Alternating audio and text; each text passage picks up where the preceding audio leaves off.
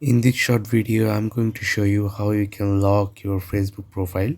It's a very simple process. To learn it, watch the full video. So first of all, you have to make sure that your Facebook app is up to date. To check it, go to your Play Store, then tap on the search box and type Facebook.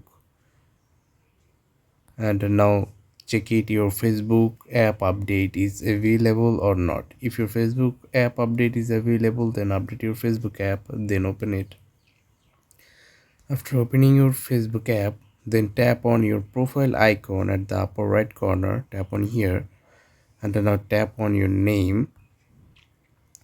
And when you're here, you'll see bunch of options, and one of is three dots at the middle right side. Tap on these three dots.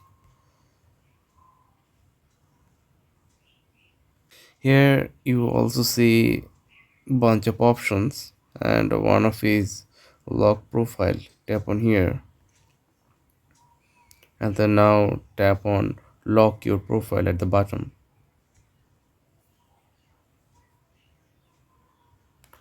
and tap on OK. Now I'm gonna reload this page. As you can see that my Facebook profile has been logged, and here I can see your have logged your profile. So now no one will be able to access my post or information if they are not my friend.